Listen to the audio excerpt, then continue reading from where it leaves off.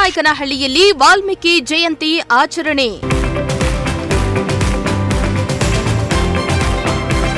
ಭಾವಚಿತ್ರಕ್ಕೆ ಪುಷ್ಪನಮನ ಸಲ್ಲಿಸಿದ ಶಾಸಕ ಸುರೇಶ್ ಬಾಬು.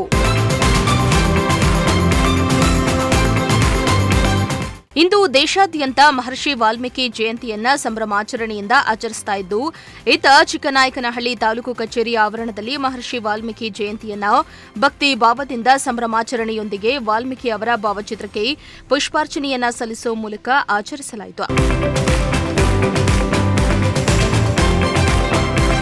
ಇನ್ನು ಕಾರ್ಯಕ್ರಮದಲ್ಲಿ ಶಾಸಕ ಸುರೇಶ್ ಬಾಬು ಮಾತನಾಡಿ, ಮಹರ್ಷಿ ವಾಲ್ಮೀಕಿ ಅವರು ರಾಮಾಯಣ ಕಾವ್ಯ ರಚನೆಕಾರರಾಗಿದ್ದು, ಸತ್ಯ, ಧರ್ಮ ಹಾಗೂ ನ್ಯಾಯದ ಮೌಲ್ಯಗಳನ್ನು ಸಮಾಜಕ್ಕೆ ಬೋಧಿಸಿದ ಮಹಾನ್ ಋಷಿ ಎಂದಿದ್ದಾರೆ.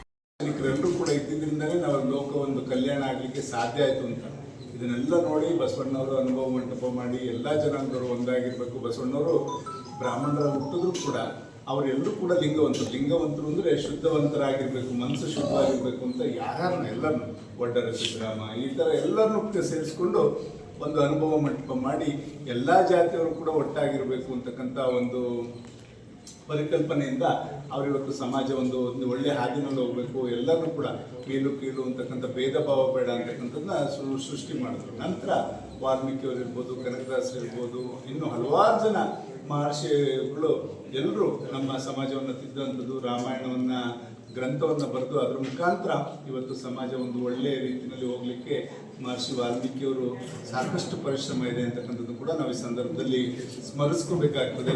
ಇನ್ನು ಈ ವೇಳೆ ತಾಲೂಕು ತಹಸೀಲ್ದಾರ್, ಪುರಸಭೆ ಸದಸ್ಯರು, ವಿವಿಧ ಇಲಾಖೆಯ ಅಧಿಕಾರಿಗಳು, ಸ್ಥಳೀಯ ಜನಪ್ರತಿನಿಧಿಗಳು ಸೇರಿದಂತೆ ಹಲವಾರು ಕಾರ್ಯಕ್ರಮದಲ್ಲಿ ಹಾಜರಿದ್ದರು. ಚೇತನ್ ಜಾನಕಲ್, ಪ್ರಜಾಶಕ್ತಿ ಟಿವಿ, ಚಿಕ್ಕನಾಯಕನಹಳ್ಳಿ.